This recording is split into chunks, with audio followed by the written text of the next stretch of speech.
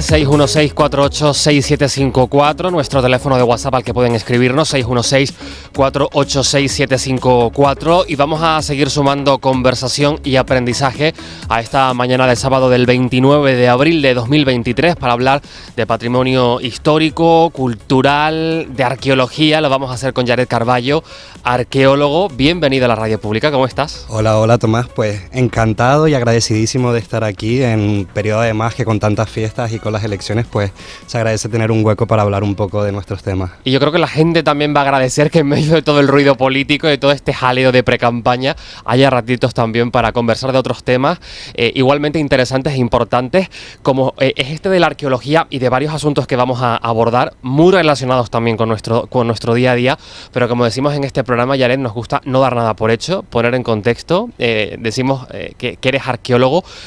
Cuéntanos un poco desde cuándo y en qué ámbitos te interesan y en los que has estado investigando para saber más de ti.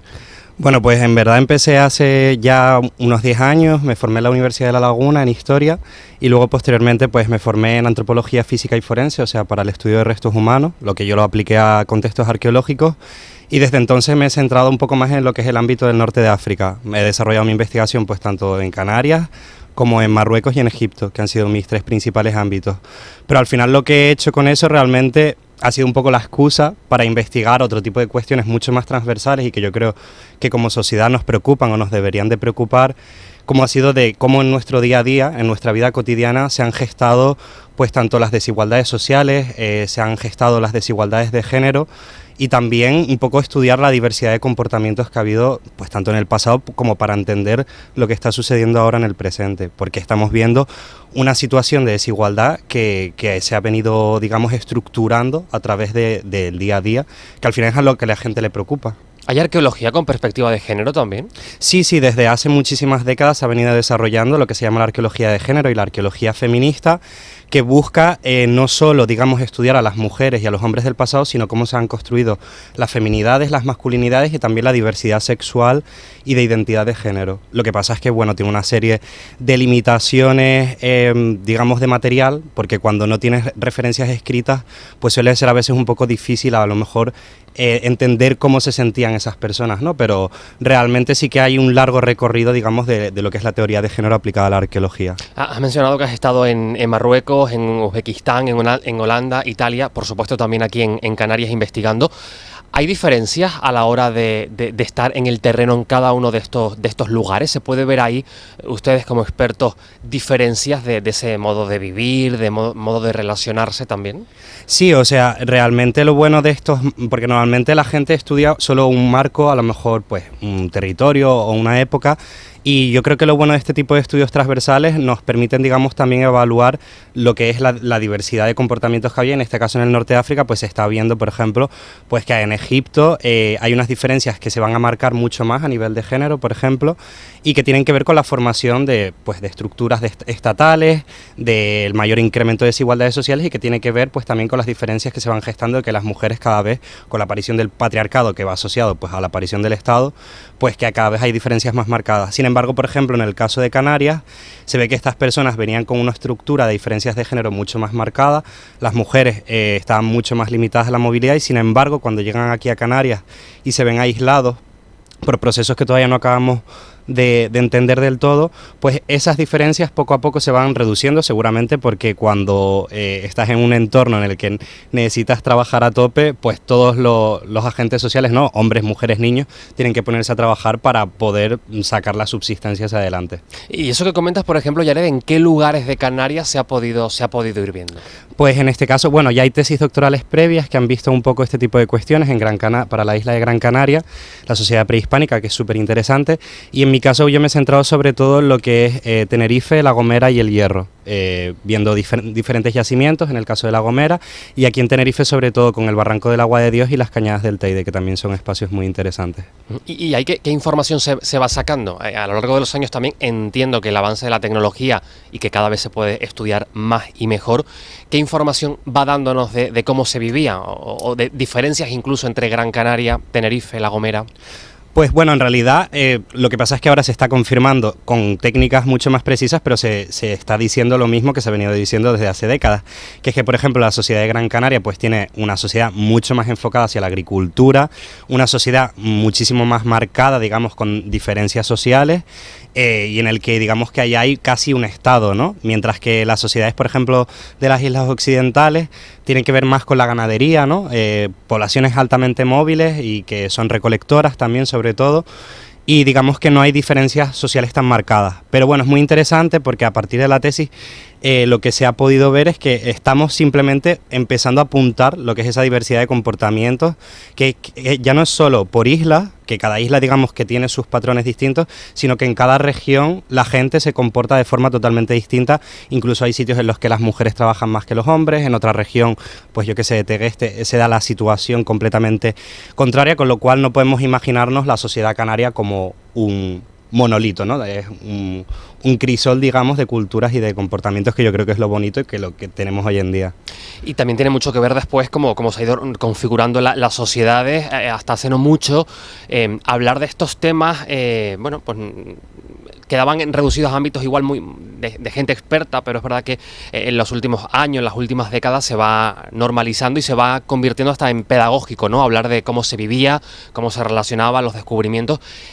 ¿Esto ayuda también a configurar el discurso identitario? Esas investigaciones, esos avances, a la hora de construir, por ejemplo, un discurso político.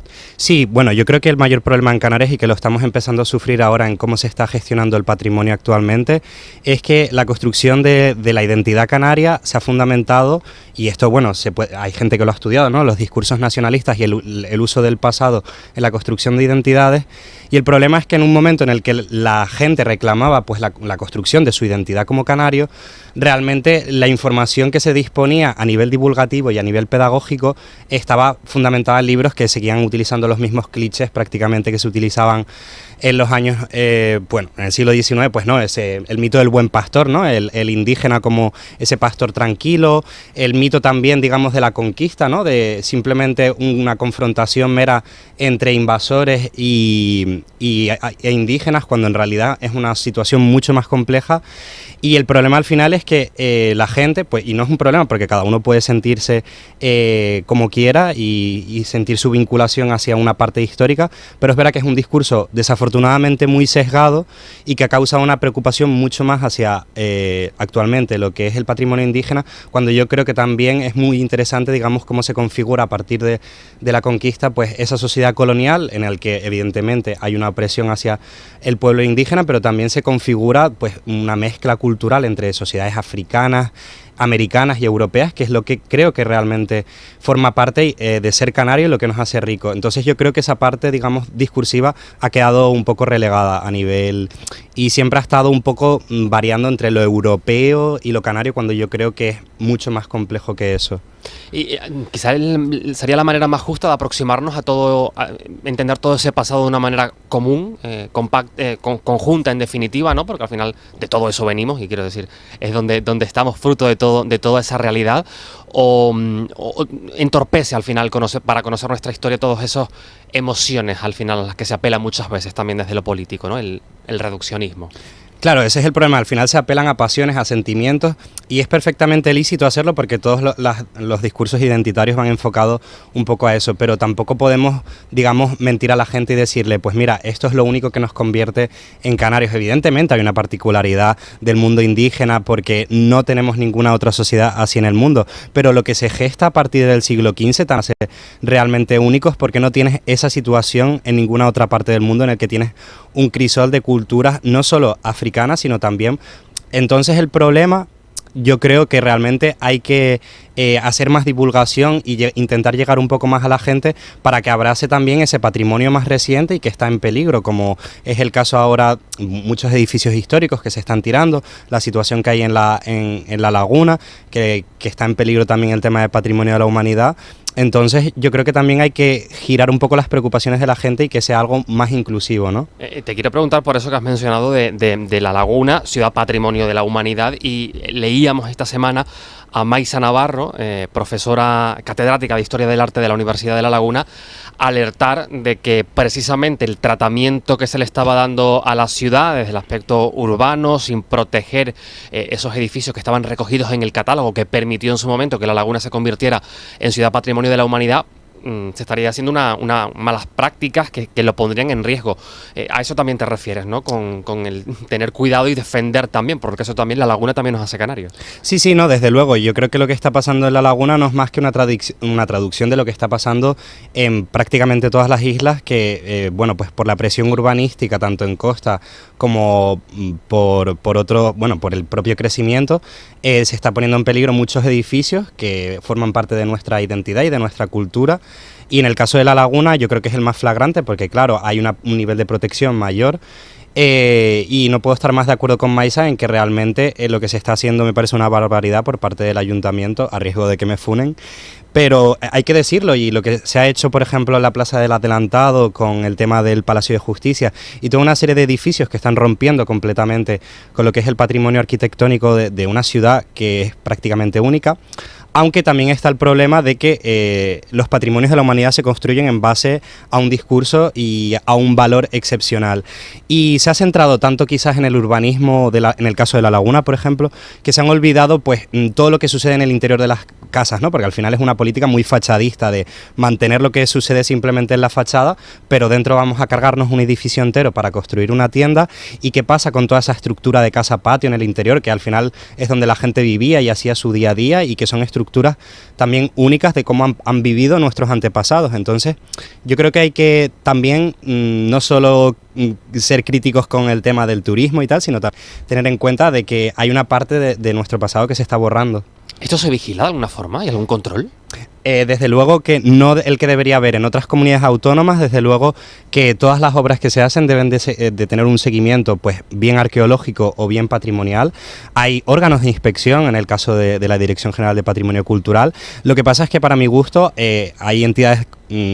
debería de ir protegido evidentemente desde la ley, porque los cabildos están desbordados de trabajo y deberían de constituirse figuras que realmente obliguen a que cuando se está construyendo una obra, como por ejemplo ahora en los hoteles del sur, pues que hay seguimiento arqueológico, pero solo bajo demanda o presión social, periodística y demás, que es gracias a la labor que hacen ustedes, pues cuando se dice, oye, vamos a poner aquí un seguimiento porque se está destruyendo una parte de nuestro pasado, pero de resto no hay, digamos, como en otras comunidades, la obligación, digamos, de que haya un arqueólogo a pie de obra. Hay que cambiar también esta mentalidad, ¿no? Porque al final, y ahora aprovechando con lo que decíamos antes del ruido político, ahora que vamos también a elecciones, estos debates también son relevantes, ¿no? A la hora de concebir las ciudades y los entornos que son patrimonio, ¿no? No solamente quien tenga el título, sino el resto de lugares.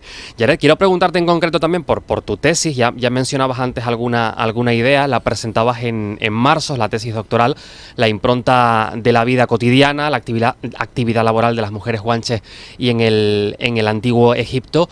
¿Cómo llegas hasta ahí? ¿Y hay alguna conclusión que la gente especialmente merezca conocer, resaltar de todo ese trabajo? Desde el 2017, si no me equivoco. Sí, desde 2017 he estado trabajando con este tema, que al final, pues como te digo, era una mera excusa para indagar sobre temas sociales que me preocupan y que nos preocupan.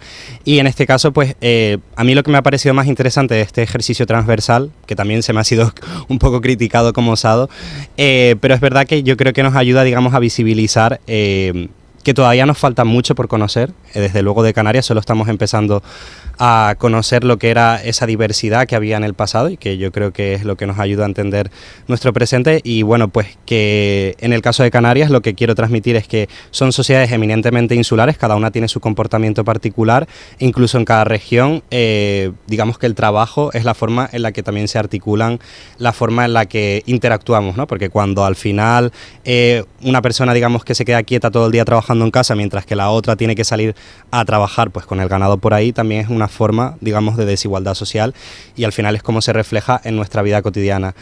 Y bueno, pues en el caso tanto de Marruecos y en Egipto, pues que en la actualidad todavía hay una serie de estructuras patriarcales que digamos que son las que generan que las mujeres, por ejemplo, estén trabajando todo el día fabricando telares, mientras que son los hombres los que mantienen todo el dinero y gestionan, digamos, los recursos, a pesar de que son las mujeres las que llevan la mayor parte de la industria, ¿no? Y bueno, pues en el caso de Egipto, que realmente lo que me parece interesante es que a medida que se van creando esas monarquías, ¿no? Es cuando el papel de la mujer en el trabajo se ve más reducido, a pesar de que ellas fueron las que más trabajaron pues en los inicios, digamos, de esa prehistoria egipcia, ¿no? ¿Y hay alguna, no sé si aproximación o manera de entender un poco con todo lo que es de la información de la que se dispone actualmente, de lo que hoy llamamos personas diversas LGTBI? ¿Hay algún dato, alguna información de la que podamos intentar hacer alguna hipótesis al menos? Claro, ese es el problema y yo me siento muy en deuda como persona bisexual, digamos, en intentar visibilizar, digamos, lo que es la diversidad sexual y de género en el pasado. El problema es que para sociedades en las que no tenemos disposición de fuentes escritas, tenemos unas ciertas limitaciones.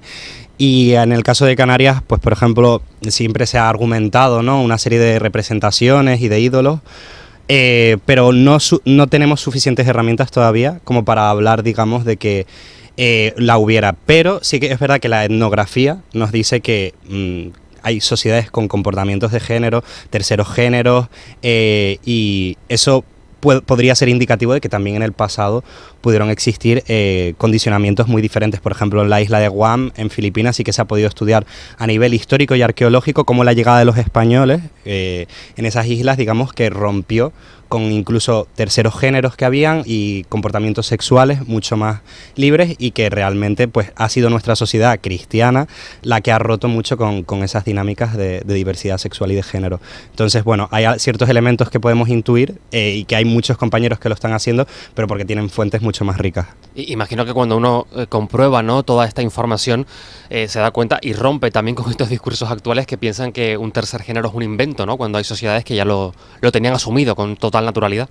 Claro, claro, desde luego. O sea, solo hay que ir a incluso Latinoamérica o muchas partes de Asia, en las que aún en la actualidad sigue habiendo una diversidad absoluta de, digamos, de terceros y cuartos géneros, y que al final realmente es lo que, digamos, desnaturaliza, o digamos, naturaliza, mejor dicho, lo que estamos viendo en nuestra sociedad. Eso que nos dicen, no, es que ustedes lo están haciendo por discursos políticos o por ideología, cuando en realidad a nivel biológico y a nivel cultural es la realidad que han vivido las sociedades durante toda la historia. Lo que pasa es que pues la aparición del patriarcado nos ha impedido, digamos, que podamos continuar siendo nosotros y nosotres. Una última pregunta. Siendo arqueólogo investigador, ¿se puede vivir en Canarias? Difícilmente, la verdad. Bueno, y en general la situación de investigación está muy difícil en España y especialmente en Canarias, porque bueno, tenemos también una limitación ultraperiférica. Y bueno, en arqueología sí que es verdad que tenemos ciertos elementos de apoyo, pero hay mucha gente, entre los que me incluyo, que ahora pues me veo obligado seguramente a tener que buscar contratos en el exterior, porque bueno, a nivel universitario pues ya muchas plazas están cubiertas y pues uno le toca muchas veces buscarse un poco el pan fuera, pero siempre con la mirada de vuelta a Canarias, desde luego. Yared Carballo, arqueólogo, gracias por compartir este ratito tan pedagógico en la radio pública de Canarias y por ese trabajo que nos permite acercarnos más en una mirada muy amplia a lo que éramos y que nos explica también desde esta actualidad. Yared, muchísimas gracias. Muchísimas gracias a ti. Hacemos una pausa y enseguida nos vamos hasta Fuerteventura a un encuentro que se está desarrollando precisamente con familias LGTBI.